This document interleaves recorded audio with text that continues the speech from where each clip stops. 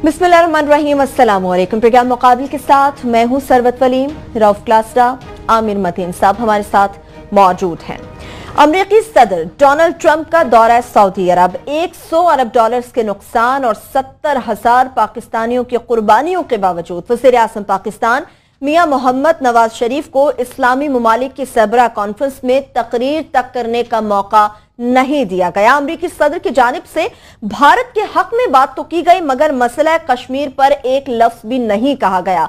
आखिर क्या वजह है कि अफगानिस्तान और बांग्लादेश के जो सरबराहान हैं उनको तकरीर करने का मौका दिया गया, जबकि दहशतगर्दी की इस जंग में पाकिस्तान एक अहम इत्तेहादी होने के बावजूद नजरअंदाज कर दिया गया। आखिर इसके पीछे क्या वजूहात हैं, डिटेल्स के साथ इस पे बात करेंगे। प्रोग्राम के दूसरे हिस्से की जानिब बात करेंगे, बढ़ेंगे तो कुछ जीआईटी से मुताल्लिक बात करेंगे। जीआईटी की तरफ से पहली तहकीकाती किस्त सील बंद लिफाफे में सुप्रीम कोर्ट में पेश कर दी गई। अदालत की जानिब से पीटीआई को जीआईटी की तहकीकाती रिपोर्ट की नकूल फराहम करने की इस्तदा भी मुस्तरद कर दी गई। बेंच की सरबराह जस्टिस एजाज अफसल की जीआईटी को 60 रोज में तहकीकात मुकम्मल करने की हिदायत, इसके साथ साथ मजीद वक्त ना देने का इंदिया भी दे दिया गया।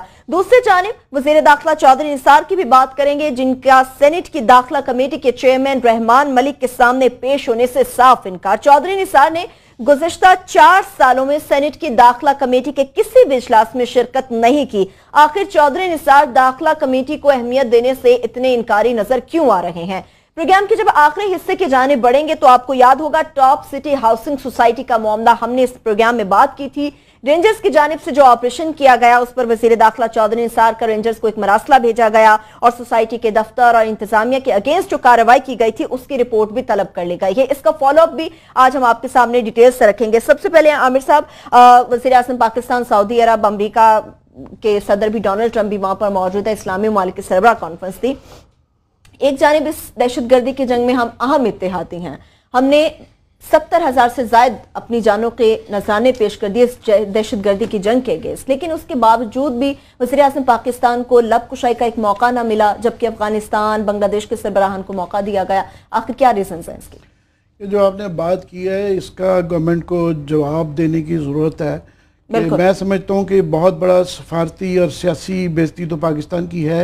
ये पाकिस्तान की सेल्फ रिस्पेक्ट और इज़्ज़त नफ्स को इतना बड़ा धचका मेरा नहीं ख्याल है रिसेंट हिस्ट्री में लगा है कि हम अपने आप को समझते हैं कि जनाब हम मुस्लिम उम्मा के वाहिद न्यूक्लियर कंट्री हैं, और ये बताया जा रहा था, तासुर दिया जा रहा था कि ये नेटो और उम्मा का एक इत्तेहाद होने जा रहा है जो दुनिया का सबसे बड़ा इत्तेहाद होगा, और हमारी अहमियत उसमें यह है कि शायद ट्रंप से भी ज़्यादा है कि हम ही चला रहे हैं सारा कुछ। 54 मुल्कों का मुस्लिम उम्मा का जो इत्तेहाद, सुन्नी इत्तेहाद, जो कि अब साफ नज़र आ रहा है कि उसको भी हेड कर रहे हैं, और प्राइम मिनिस्टर शायद इतनी उनकी होगी कि शायद ओवर शेडो कर दें वो ट्रंप साहब की वजह से। ये तासुर दिया जा रहा था, प्राइम मिनिस्टर कह गए थे कि वहाँ जाके मैं उम्मा के इत्तेहाद की बात करूँगा। ये उनका यहाँ से गवर्नमेंट का ये क्लेम था जाने से पहले। उसके बाद वहाँ जाके पहली बात तो ये कि अमेरिका का जो हमारे लिए जो स्नब है, एक किस्म की जो एक हमारी बेइज्जती हुई है कि ट्रंप साहब ने जो है वहाँ पे हर एक से तकरीबन मीटिंग की है। वहाँ पे कतरी अमीर से भी की है, इजिप्शियन प्रेसिडेंट से भी की है, कुवैती से भी की है, छोटे छोटे बहरीन वालों से भी शायद की है। उससे ज़्यादा अशरफ गनी से, अफगानिस्तान के प्रेसिडेंट से की, और हसीना वाजिद से की, और उनका इन्विटेशन भी एक्सेप्ट किया। हमारे से कोई मुलाकात भी नहीं हुई। उसके बाद सबसे इम्पोर्टेंट सवाल ये है कि वहाँ जो तकरीरें हुई उसमें दहशतगर्दी के मुतल्लिक बात हुई, मगर पाकिस्तान जिसने कि सबसे ज़्यादा सफ़र किया है और हम उसके अंदर हम समझते हैं विक्टिम है, मगर कोई पाकिस्तान की इस रोल की कोई जिक्र भी नहीं हुआ। पाकिस्तान की नहीं, जिस तरह भी आपने बताया कि इंडिया की तारीफ़ें हुई, हमारा जिक्र ही नहीं आया। उससे ज़्यादा बात यह है कि जो स्पीचेस थी वहाँ पर, सबसे इम्पोर्टेंट क्वेश्चन कि प्राइम मिनिस्टर की स्पीच नहीं हुई। अब उसकी तफसील क्लासेस साहब बताएंगे, जो है इनके पास ज़्यादा है, मगर ताजिकिस्तान के सदर की हुई, छोटे छोटे ममालिक की भी स्पीचेस हुई, और उन्होंने जो उम्मा का वो जो बताना था कि अमन का पैगाम, अब ये अमन के पैगाम से तासुर क्या दिया जा रहा था कि हम बड़ा ग्रेजुअली, सबसे ख़तरनाक बात है कि 70 साल से हमारी जो एक पॉलिसी थी, फॉरेन पॉलिसी, वो हम बड़ी तेज़ी से ग्रेजुअली वो जो है ना वो बदलती जा रही है। और हम कौम को नहीं बता रहे हैं। पॉलिसी हमारी ये रही है हमेशा से कि हमने सऊदी अरेबिया और ईरान के दरमियान हमेशा बैलेंस किया है कि सऊदी अरेबिया भी हमारे लिए बहुत अहम है और ईरान हमारा हमसाया मुल्क है, और हमने कभी इनकी आपस की लड़ाई के अंदर नहीं पड़े। और जब ये राहील शरीफ साहब जब वहाँ जा रहे थे और जहाँ जो खदशात थे, तो हमें कहा गया था कि नहीं जनाब वो दहशत गर्दी के खिलाफ है और ये हम उसमें नहीं पड़ेंगे। तो इनके प्राइम मिनिस्टर के इस बयान का कि उम्मा के इत्तेहाद की बात करेंगे, इससे मतलब ये लिया गया था कि हमारे जो मौक़िफ़ है ईरान से हमारी दुश्मनी नहीं है, हम वो क्लियर करेंगे। वहां पे जो सारी तकरीरें हुई वो ईरान के खिलाफ हुई। वहां पे प्राइम मिनिस्टर का खामोश रहने से एक किस्म का जो है ये इरादा एक मान लेना है कि हम उस पॉलिसी से एग्जिस्ट करते हैं कि दुनिया में एक नया इत्तेहाद बनने जा रहा है ईरान के खिलाफ, जो कि ईरान, शाम और रूस एक तरफ हैं, बाकी ये सारे एक तरफ हैं led by America and Saudi Arabia, और हम उसके अंदर खामोश रह के आगे, जिसका ये मतलब लिया जा सकता है कि हमने ये ज्वाइन कर लिया है इत्तेहाद। पहली लास्टली सिर्फ ये कि जब इसकी हम वजूहात, क्योंकि कोई नहीं बता रहा कि क्यों स्पीच नहीं प्राइम मिनिस्टर ने की, जब हम उसकी वजूहात पे गौर करते हैं तो फिर हमें शक भी होता है, क्योंकि प्राइम मिनिस्टर का सऊदी अरेबिया से जो ताल्लुक है ना वो पता ही नहीं चलता कि कहाँ उनका ख़ानदानी कारोबार ख़त्म होता है और कहाँ से कौमी मफाद शुरू हो जाता है। वो बड़ी ब्लर्ड लाइंस हैं कि ज़ाती खुद किसी को खुश किया जा रहा है या कौमी मफाद की वजह से किया रहा है। और लास्टली जो है आखिरी कसर उसमें ये रहेगी कि अकरम शेख साहब को साथ लेके गए हैं, जिससे कि ये तासुर उठता है कि जनाब ये जो पैनामा का केस चल रहा है, इन्वेस्टिगेशन चल रही है, तो शायद वो इनके वकील रहे हैं, तो उसके जो पूरे करने हैं कागजी कार्रवाई, और तो कोई समझ नहीं आ रही, उसका कोई जवाब नहीं नजर आ रहा है। बिल्कुल ठीक है क्लास साहब, एक जो ये तासुर यहाँ से जाने से पहले दिया गया था कि ये कॉन्फ्रेंस होगी और हम ही हम होंगे, जैसा से आमिर साहब ने बात की, मगर एक तकरीर तक करने का मौका ना मिलना, क्या समझते हैं इसके बिहाइंड क्या रीजंस हो सकते हैं? सलीम बुखारी साहब हैं, मेरे एडिटर भी रहे हैं, अच्छे जर्नलिस्ट हैं, उन्होंने एक रिपोर्ट फाइल की है वहाँ से थोड़ा सा, क्योंकि जो बंदा वो कहते एट स्पॉट मौजूद थे और भी साफ़ी गए हैं, तो उसमें सलीम बुखारी साहब भी साथ थे।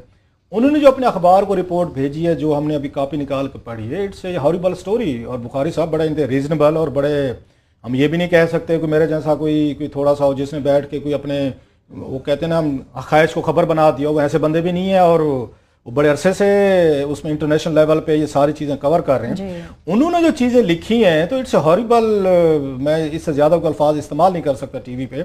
वो ये कहते हैं कि नवाज शरीफ साहब जो हैं, जब यहाँ से जहाज़ से वो गए, वो 2.5 घंटे तक जहाज़ में उनको तकरीर तैयार कराई जाती रही है। ये सलीम बुखारी साहब ने वहाँ से रिपोर्ट भेजी है, जो साथ थे वज़ीर आज़म साहब के जहाज़ में बाकियों के साथ।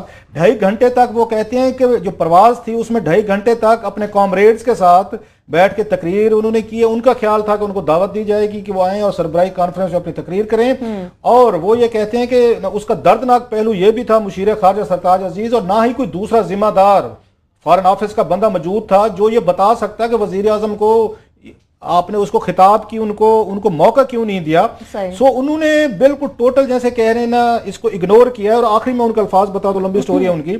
वो ये कहते हैं कि ये हम सब के लिए मायूसी भरा और बड़ा खतरनाक दिन था। ये बुखारी साहब कह रहे हैं जर्नलिस्ट के तौर पर कि हम जितने लोग गए हुए थे, हमारे लिए ये बहुत एक खौफनाक दिन था, मायूसी भरा दिन था। और कॉन्फ्रेंस सेंटर से हर कोई बोझल दिल के साथ अपने होटल वापस गया। ये उन सहाफ़ी की, एक सीनियर सहाफ़ी का एक रिपोर्ट है जो वज़ीर आज़म के साथ इस दौरे की कवरेज में साथ गए हुए हैं। इसके बाद हम इस पे और क्या कह सकते हैं कि पाकिस्तानी डेलीगेशन के साथ वहाँ क्या सलूक हुआ है। लेकिन मेरा ख्याल आपने ब्रेक लेनी है। मैं वापस आके एक डेविल्स एडवोकेट आउटसाइड भी देना चाहूंगा कि अगर हम इस अलायंस में शामिल ना होते तो हमारे पास क्या ऑप्शन थे। हमारे यहाँ आमिर मतीन साहब के साथ बड़ी इज्जत एहतराम के साथ हम एक सेकंड लगाते हैं, आसमान पे चढ़ जाते हैं कि जी हम ही हम हैं। दुनिया के मतलब नेटो को एक साइड पे लगा लें, 34-35 मुसलमान मुल्क हैं, तो हम क्या करते हैं, ईरान के साथ खड़े होकर अपना ब्लॉक बना सकते हैं। Can we afford it? इस पे जरा मैं बिल्कुल एक छोटी सी हम ब्रेक लेंगे, गुफ्तगू का सिलसिला यहीं से आगे बढ़ाएंगे। तस्वीर का दूसरा रुख भी क्लास साहब से जानने की कोशिश करेंगे और जो ईरान को तनहा करने का मशवरा दिया गया है इसके ऊपर भी डिटेल से बात करेंगे। हमारे साथ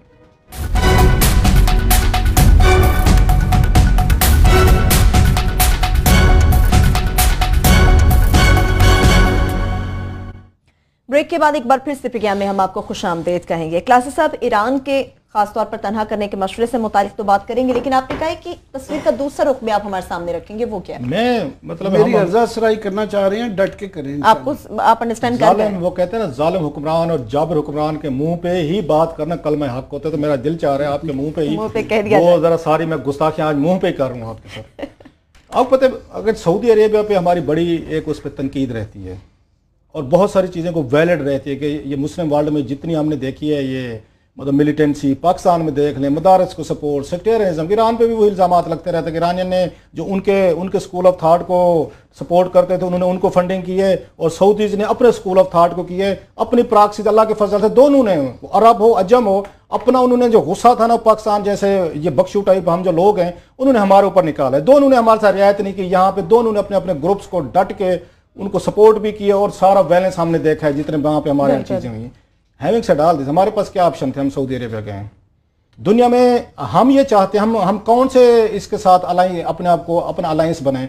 इतने बड़ा अलायंस अगर बन रहा है, सपोज वो ईरान के खिलाफ सपोजली बन रहा है, तो क्या हम अपने आप को इसमें से हम बाहर रख सकते थे? ये जितने बड़े मुल्क हैं, आप अमेरिका के बगैर आप ये ऑपरेट कर सकते हैं, क्योंकि भारत को भी हमने फतह करना है। भारत को फतह करने के लिए आपको अमेरिका से असला चाहिए। या तो आप एक काम करें, भारत के साथ दोस्ती कर लें, तल्लुकात ठीक कर लें, आप बड़ी हद तक इंडिपेंडेंट हो जाएंगे, इकॉनमी भी ठीक हो जाएगी आपकी, आपको दुनिया से असला बम तोपे लेने के लिए भी किसी पे आपको डिपेंडेंट नहीं होना पड़ेगा। हमने 1000 साल बकौल भुट्टो साहब के इंडिया से जंग भी लड़नी है। इंडिया से जंग लड़ने के लिए फिर ये बड़ा जरूरी है कि आपकी अमेरिका, सऊदी अरेबिया और बाकी दीगर जो मुल्क हैं जो पैसा देते हैं मुफ्त में, आपको कोई माल पानी दे देते हैं, कुछ आपको डॉलर दे देते हैं, फिर आपको उनका डिपेंडेंट होना पड़ेगा।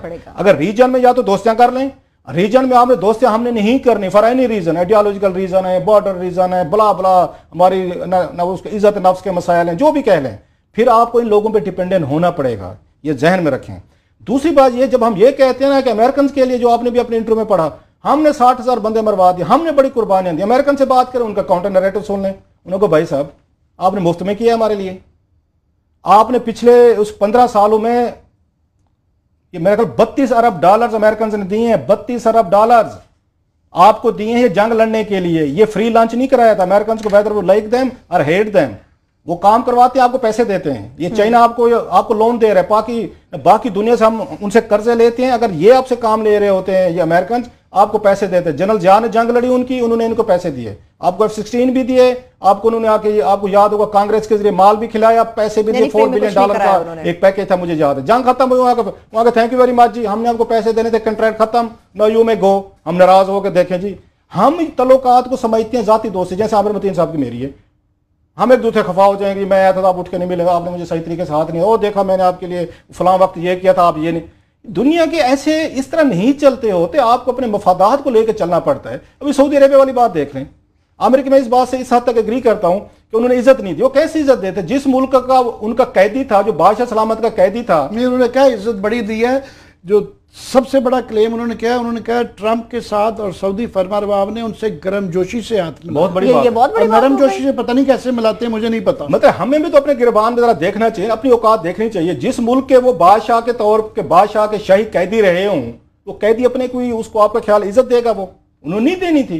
ये पर्सनल फेवर जैसे आमिर कह रहा था, ये फिर करते क्या है, ये कतर हो, सऊदीज हो, दीगर हो, उनके साथ जाती दोस्तियां बना लेते हैं। तुर्की के हुक्मरान हो, जाती दोस्ती बना लेंगे, वो फिर आप कारोबार हुकूमत तो कर नहीं रहे। उन्हें पता होता है कि इनको पर्सनल फेवर चाहिए, इनको अपने मुल्क के लिए नहीं चाहिए फेवर, इसलिए वो इनको साथ ये ट्रीटमेंट करते हैं। हैविंग सेड ऑल दिस, मैं इस बात पे मैं डिफेंड करूंगा कि हमारी हुकूमत का ये फैसला यहां तक ठीक था कि आपको इसी अलायंस के साथ ही खड़ा होना चाहिए। आप उसके अमेरिका के खिलाफ या इस अलायंस के खिलाफ कौन से दुनिया के मुल्क हैं? इस वक्त 2 मुल्क हैं मेन, एक ईरान है कि जो अगेन अमेरिका के खिलाफ खड़ा है, दूसरा आपका शुमाली कोरिया है। पाकिस्तान अफोर्ड कर सकता है कि ये जनाब के, हम तो ये 34 मुल्कों के अलायंस में शामिल नहीं होना चाहते, ये 50 जो भी है, हम तो ईरान और हम नॉर्थ कोरिया के साथ खड़े होंगे और हम डट के अमेरिका से लड़ेंगे। आपकी ईरानियन, आपको इकॉनमी का पता है, और ईरानियन ने जाके फिर वही डील की न्यूक्लियर पे, उनकी तो अपनी इकॉनमी तबाह हुई थी। उनका जो अगर उनकी करेंसी जो है वो पाकिस्तान के मुकाबले सबसे बड़ी वीक है। जो मुल्क यहाँ कर्जों पे चल रहा हो, 26 अरब डॉलर के करीब इसहाक डार सब 4 सालों में कर्जा ले रहे हैं, मोटरवे आपने गिरवी रख दियो, एयरपोर्ट्स आपने गिरवी रख दियो, दुनिया के महंगे तरीन यूरो बॉन्ड आप लेके आए हो। हर हफ्ते आप उस अमेरिका के उससे सफीर से मुलाकातें इसहाक डार साहब कर रहे थे, हमारा कोलेशन सपोर्ट फंड करें। हम चाह रहे थे नहीं जनाब, हमें डट जाना चाहिए था, अमेरिका के आगे भी, सऊदीज के आगे भी, और पूरा का पूरा जो अलायंस हमें डट जाना चाहिए था। हम ये बात लोगों को बुरी लगेगी, हम मान लें, बेहतर ये होगा हम अपने उसमें रहें, अपने जहां पे हैं। और जहां तक ईरानियन से हमारी मोहब्बत है वो बिल्कुल है, मैं इसमें कोई शक नहीं है कि ईरान ने बड़ी सपोर्ट की है पाकिस्तान को इनिशियल डेज में, लेकिन अभी उसकी ईरानियन आर्मी चीफ की जो थ्रेट है उस पे तो पाकिस्तान से कोई मतलब किसी तबके का रिएक्शन नहीं है। और उन्होंने we will attack inside Pakistan, hot pursuit करेंगे।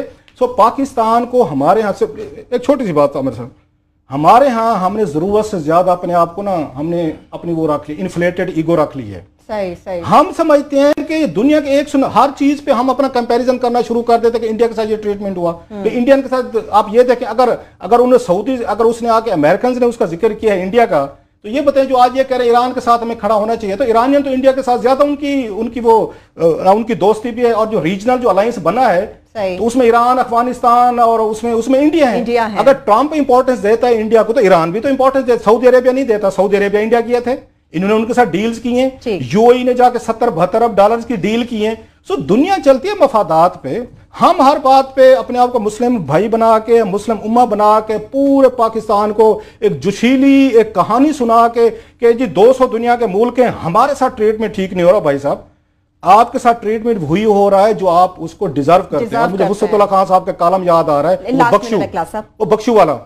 हम तो बख्शू हैं भाई, दुनिया भर से हम पैसे लेके आते हैं, भीखे लेके आते हैं, लोन लेके आते हैं, उनसे मिन्नत तरला करके आते हैं। इकोनॉमी आपकी 4 अरब डॉलर के एक्सपोर्ट गिर गए, रेमिटेंसेस गिर गए, अब ट्रेड गैप आपका बढ़ गया, लोन आप पे बढ़ गए। और लेकिन हम कहते दुनिया को हमने लीड करना था, आपने हमें वहां खड़े होकर हमें सलूट क्यों नहीं किया? यानी कि हम तो इस पोजीशन हम पैसे लेते हैं, अगर जंगें लड़े हैं हमने किसी भी दुनिया के मुल्क के लिए, हमने पैसे लिए हैं, डॉलर लिए हैं। ऐसे 200 अरब डॉलर की बात नहीं होती, बात स्विस अकाउंट्स में हमारे पहुंचे हुए हैं, दुनिया आपको पैसे देती है। ठीक है, अभी ब्रेक पे जाएंगे। मुस्लिम ममालिक के मुफाद के ऊपर भी बात करना चाहूंगी आमिर साहब कि हमारे मुस्लिम ममालिक के मुफाद में आखिर क्या है ईरान से मुतालिक। मैं पहले जरा क्लास साहब की बात का जवाब दूं, मुस्लिम ममालिक ही के मुतालिक बात कर रहा हूँ, आप जो है उसी से रेलिवेंट है, पर मैं शायद अपने आप को एक्सप्रेस नहीं कर सका। मैंने बिल्कुल ये नहीं कहा कि क्योंकि जीरो सम गेम तो नहीं है कि एक के साथ ये कोई बच्चों की खेल है कि एक से नाराज़ होकर दूसरे से कर लेना है। ऑफकोर्स हमने कोई अमेरिका से दुश्मनी जैसे गिवन सिचुएशन में उनके साथ भी अच्छे ताल्लुकात रखने हैं, ईरान के साथ भी रखने हैं, जैसे भी हालातों एक बैलेंस आउट तो हमने करना है। और सऊदी अरेबिया से तो बिल्कुल ही रखने हैं। यही डिप्लोमेसी होता है कि आप अपने मफादात में जितने मुल्कों से जिस तरह का बना के जब रखें। कई दफ़ा मगर यहाँ पे कई दफ़ा ऐसी सिचुएशन आ जाती है जहाँ आपको एक लाइन ड्रॉ करनी पड़ जाती है कि ज़ीरो सम गेम बनानी पड़ जाती है। मगर ये फैसला, अगर इतने बड़े फैसले पाकिस्तान ने इतना बड़ा पॉलिसी शिफ्ट करना था तो फिर मेरा ख्याल है उसके लिए ज़रूरत है कि फिर आप एक लंबी डिबेट करवा लेते, बता भी देते, पार्लियामेंट भी डिबेट करवा दे। भुट्टो साहब ने जब शिमला में गए थे 71 का वाक़या हो चुका हुआ था, इतना था, उसके बावजूद एक मेजर फैसला था, पार्लियामेंट को इख्तियार लेके कि जनाब ये मैं करने जा रहा हूँ, मुझे आपका इख्तियार है। हालांकि उनकी अपोजिशन से इससे भी ज़्यादा दुश्मनी थी, तो इन्होंने तो किसी को नहीं बताया। और जो मुझे शक पड़ रहा है, जो खतरनाक बात है कि वहाँ स्पीच इसलिए नहीं हुई कि वहाँ पे जो हमने बैलेंसिंग एक्ट करना था, जिसमें हमने कहना था कि जनाब हम सऊदी अरेबिया साहब आपसे बहुत मोहब्बत करते हैं, हमारी अमेरिका से भी कोई दुश्मनी नहीं है, ईरान हमारा हमसाया है, तो वो जो सारा मूड टेम्पो बना हुआ था समिट का वो ख़राब हो जाना था कि ईरान के एक बैलेंस्ड किस्म की स्पीच आने से। तो हमें मेरा ख्याल शायद ये कन्वे किया गया है, ये इंप्रेशन चल रहा है कि जनाब फिर अगर ये तकरीर करनी है तो इससे बेहतर है आप ना करें। अगर इनको अंदाजा होना चाहिए था कि ऐसी सिचुएशन है तो ये मेरा ख्याल है पॉसिबल था इससे बचने का, ना जाने का। ये ज्यादा एम्बैरेसमेंट हुई है कि आप गए हैं, आपने स्पीच भी नहीं की, आपकी कोई अगर जरूरी नहीं है ट्रंप से मुलाकात, बाकी मुलाकात कोई एजेंडा तो होना चाहिए था पाकिस्तान का। बाहर हम अपनी जितनी जैसी कैसी भी जितनी भी हमारी वक़्त है इतनी कम नहीं है मेरा ख्याल, जितनी आपने थोड़ी सी बताई। बख्शू जरूर बना लिया है, इतनी कम नहीं है जितनी आपने बता दी है। दूसरी, ये इनका क्लेम था कि हमने पाकिस्तान को सुपर पावर बना लिया और हम ये तस्कीर करने जा रहे हैं।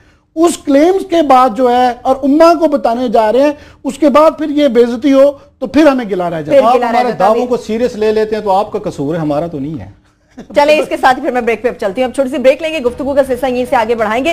कुछ बात करेंगे पैनामा के केस के हवाले से भी कि ज्वाइंट इन्वेस्टिगेशन टीम की जानिब से पहली तहकीकाती रिपोर्ट सुप्रीम कोर्ट में पेश कर दी गई है। और दूसरी जानिब गुज़िश्ता 4 सालों से आखिर वज़ीर दाखिला चौधरी निसार सब सेनेट की दाखिला कमेटी के चेयरमैन रहमान मलिक के सामने पेश होने से मुसलसल इनकारी क्यों है, इस पर बात करेंगे हमारे साथ।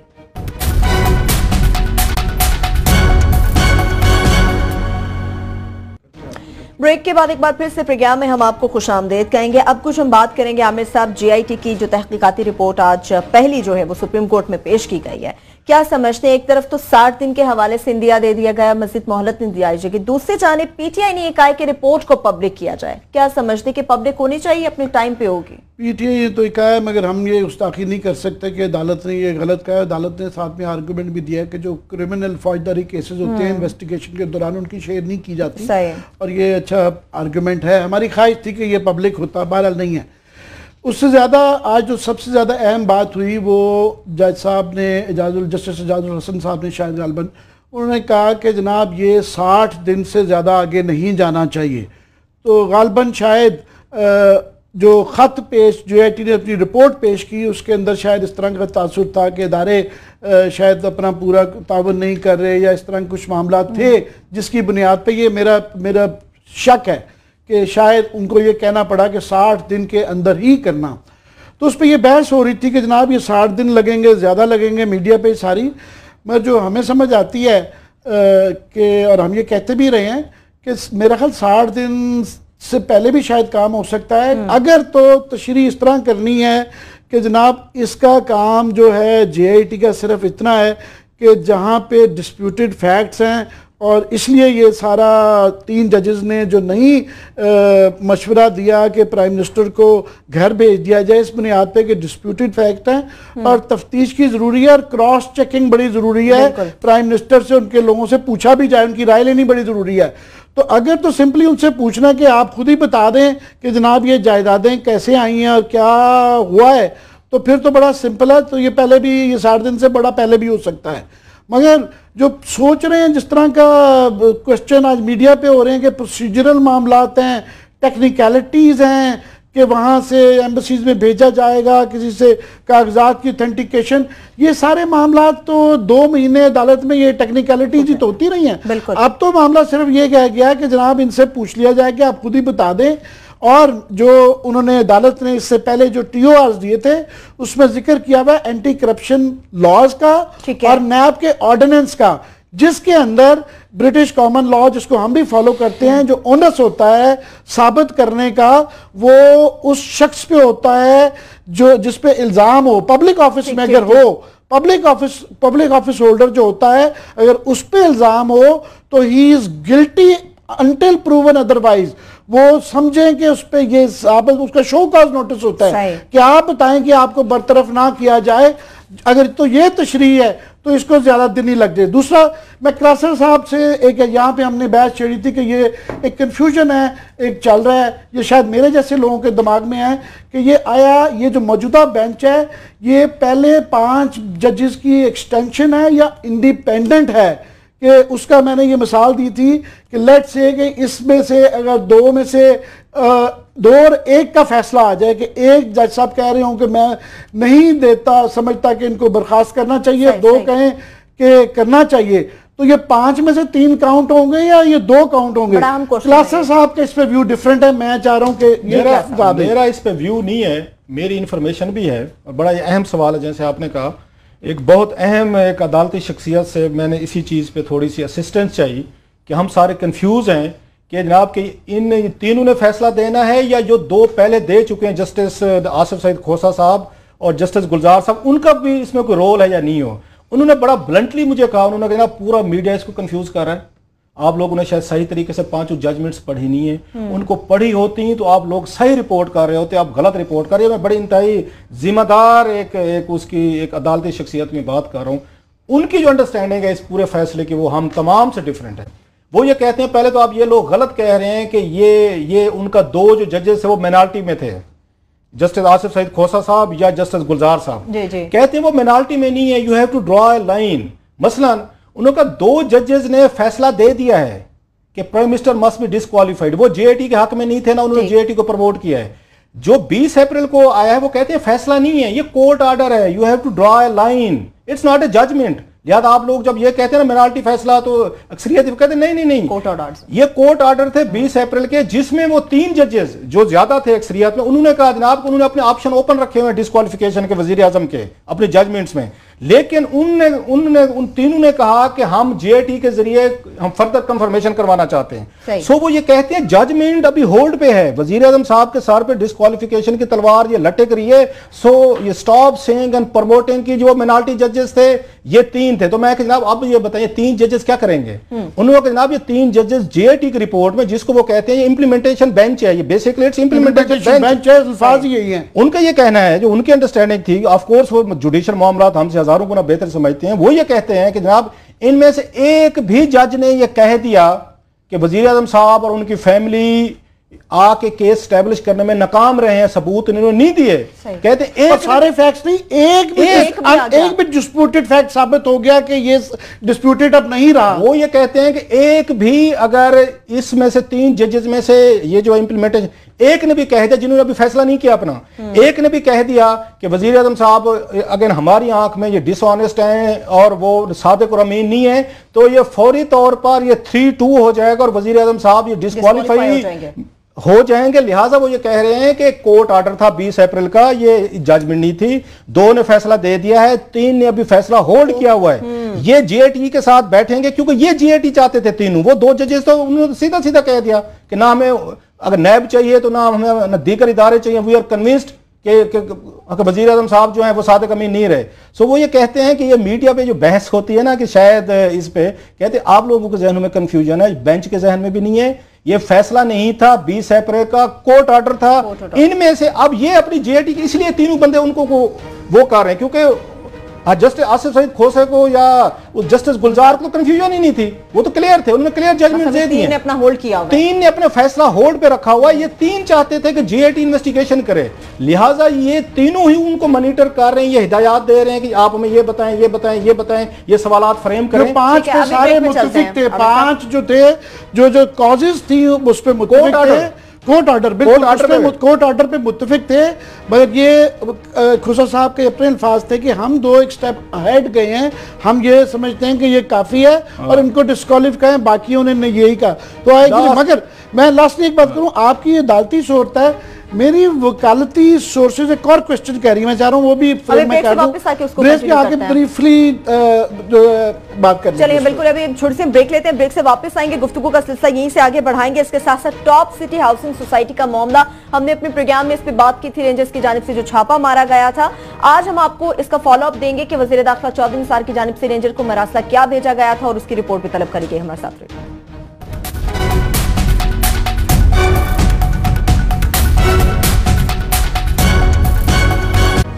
ब्रेक के बाद एक बार फिर से प्रोग्राम में हम आपको खुशामदीद कहेंगे। टॉप सिटी हाउसिंग सोसाइटी के मामले पे बात करेंगे, लेकिन क्लासेस साहब मैं आपसे ये जानना चाहूंगी, वज़ीर दाखिला चौधरी निसार साहब सेनेट की दाखिला कमेटी में आखिर गुज़िश्ता 4 सालों से किसी भी इजलास में शिरकत क्यों नहीं करते?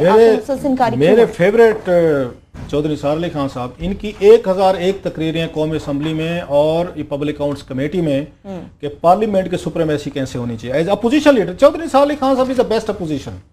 बाद लोग ना पोजीशन के लिए पैदा होते हैं, जैसे मैं कहता था ना बेनजीर भुट्टो के बारे में, लोग कहते थे कि अगर पावर में ना जाती ये सारी चीजें गलत ना होती, she was one of the best ladies opposition के तौर पर। इमरान खान साहब को भी हमने ट्राई करना है, टेस्ट करना है, अपोजिशन के तौर पर ही इज डूइंग बेस्ट।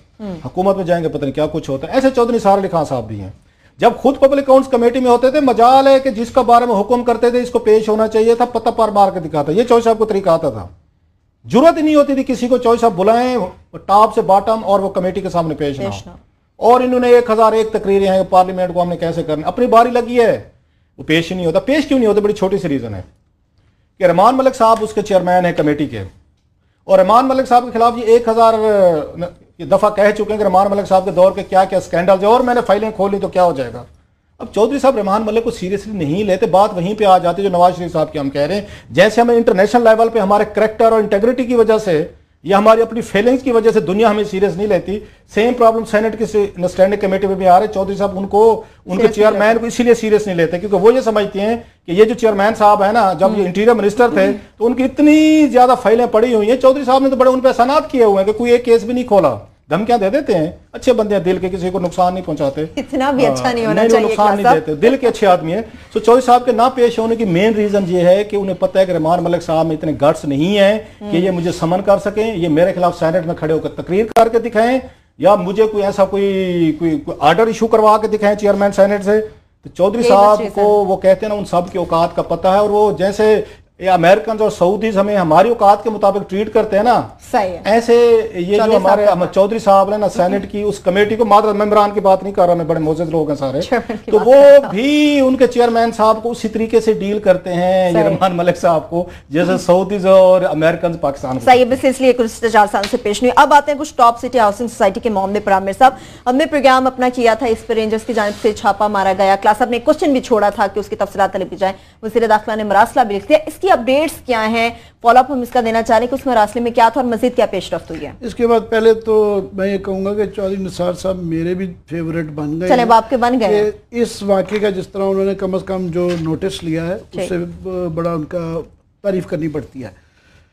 वाक़या हम यहाँ पे बयान कर चुके हैं कि इस्लामाबाद के F11 के पूरे सेक्टर को जिस तरीके से रेंजर्स ने एक्सेसिव फोर्स यूज़ करके पूरे सेक्टर को हरासा किया, पूरा एरिया ब्लॉक करके, कमर मुईज़ साहब टॉप सिटी के जो मालिक हैं उनके घर में दाखिल हो गए, उनके ख़ानदान के बकौल उनके दरवाजे खिड़कियां तोड़ दी गई, फर्नीचर तोड़ दिया गया, नौकरों को उठा लिया गया, घर वालों को हरासा गया, सोना ले गए, तिजोरी घर से ले गए, और उसके बाद दफ्तर गए, दफ्तर में भी ऐसे किया। और सबसे इम्पॉर्टेंट बात कि उनकी जो ज़मीन थी, साइट थी जहाँ पे, वहाँ पे उनके मुखालफों को कब्जा दिलवाया गया, बिल्कुल बिल्कुल जो था।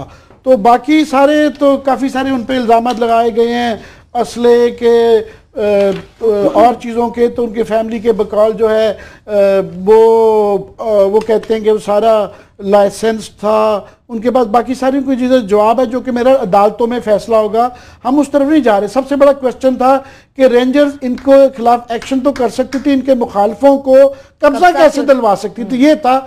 उसका चौधरी निसार साहब ने नोटिस लिया और अखबारी खबरों के मुताबिक वो उसका जवाब का इंतजार कर रहे हैं, उस पर कैसा बात करेंगे। मगर अभी सूरत हाल ये है कि उनके इस वाक़े करने के बाद उन्होंने, रेंजर्स ने, उससे पहले कोई FIR नहीं थी, कोई कार्रवाई नहीं थी, तो उन्होंने कम अज़ कम जो है उनको CTD पंजाब के पास शिफ्ट कर दिया है, और कोई FIR भी दर्ज कराई गई है जो कि एक असला डीलर की है, जो उनका ख़ानदान के बकौल वो एक लीगल डीलर है जो कि और भी बड़े लोगों को सप्लाई करते हैं असला, सिर्फ इनको नहीं करते। बल उसमें बुनियादी बात यह है कि अभी ख़ानदान वो इतना, उनकी बेगम साहबा और बाकी डरे में हैं कि उनके ससुर जो थे रज़ाक बमानी साहब, वो भी घर में अपनी साहबजादी से मिलने आए हुए थे कमर मुगीज़ के, वो अभी तक लापता हैं, उनका कहीं नहीं बताया जा रहा, और वो उनका खानदान डर रहा है कि वो दिल के मरीज हैं और बूढ़े आदमी हैं और एक्स बैंकर हैं, तो वो गायब हैं, उनकी कोई इत्तला नहीं आ रही, उनको बड़ी तशवीश है कि उनका नहीं पता चल रहा। बाकी के उनको ये भी है कि तशद्दुद की इत्तलाएं आ रही हैं कि उनसे ऐसी दस्तावेजात पे साइन करवा लिया जाएगा जो कि बाद में फिर ये कब्जे का एक मुकम्मल वो कर लिया जाएगा। ठीक है, लास्ट मिनट है क्लास। मैं जैसे आपने कहा चौधरी साहब ने कम से कम, हमने सबसे पहले आवाज उठाई थी इस पे, आवाज मीन्स के उनकी फैमिली का जिस तरीके से सारी चीजें हुई, चौधरी साहब ने उस पर एक उनको 2 लेटर्स उनको लिखवाए थे, और ये जो खबर बाद में फॉलोअप के तौर पर ये एजाज सैयद हैं, जर्नलिस्ट जो हैं, सहाफ़ी हैं, उन्होंने स्टोरी ब्रेक की थी दोबारा कि चौधरी साहब ने उनको खत लिखवाया है, और उस खत में ये कहा गया है रेंजर्स को, DG को, कि ये आपने जो छापे मारे हैं पिंडी में जाके, और जिस तरीके की ये रिपोर्ट्स आई हैं कि आपने जाके इस्लामाबाद में टॉप सिटी पे आपने रेंजर्स के मुलाजमीन लेके, फोर्स लेके अरबों रुपए की प्रॉपर्टी पे रेंजर्स ने कब्जा करवाया, मुझे इसकी एक्सप्लेनेशन दीजिए। और उसमें उन्होंने उसका कोई जवाब नहीं दिया, DG रेंजर साहब भी सीरियस नहीं लेते चौधरी साहब को। उसके बाद उन्होंने क्या किया, दूसरा लेटर जारी करवाया। उस लेटर में उन्होंने कहा जनाब कि अगर आपने, आज की डेट थी 22 तक, आपने आज रात 12 बजे तक जवाब ना दिया तो आपकी पावर जो है पंजाब में जो आप ऑपरेट कर रहे हैं पब्लिक मफाद आमा में आपसे वापस ले ली जाएंगी। तो इस्लामाबाद में जी, इस्लामाबाद में नहीं, पंजाब में भी उनका जो एजाज सैयद की खबर थी उसमें कहा था कि इस्लामाबाद में कम से कम आपसे वो आपसे वापस ले ली जाएगी। सो सवाल वही है, मेरा ख्याल इस पे DG रेंजर साहब को जवाब देना चाहिए कि जनाब आप किसी बंदे मुझे उठा लें, आमिर को उठा लें जी कि हम खुदा ना खासा मुल्क दुश्मनी में इन्वॉल्व, तो फेयर इनफ। आप ये कैसे कर सकते हैं कि मेरी प्रॉपर्टी हो, आप ये मेरे मुखालफों को लेके जाके मेरी जमीनों पे कब्जे करवा दें? It's a huge question. मैं उसके अहमद नूरानी की खबर पढ़ रहा था, उसका ट्वीट था और बड़ा जिम्मेदारी का उसका था कि 1200 अरब रुपए की प्रॉपर्टी है, 1200 अरब पे रेंजर्स अगर जाके कब्जा करवाएगी, और चौधरी निसार अली खां को भी 2 खतूत लिखने के बाद चौधरी निसार अली खान को भी जवाब नहीं देगी इस मुल्क के इंटीरियर मिनिस्टर को, तो ये तो स्टेट जंगल का कानून है, फिर ये जंगल का कानून है। कोई भी जिसके पास तैयार के 2-4 अफसर आपके वाकिफ हैं, वर्दी पहने हुए और कब्जा शुरू कर लें। जंगल का कानून है और इंशाल्लाह आने वाले दिनों में भी इससे मुताल्लिक फॉलो अप तक पहुंचाते रहेंगे। इसके साथ ही प्रोग्राम अपने इख्तिताम को पहुंचता है। बहुत सा ख्याल रखिए, खुदा हाफिज़।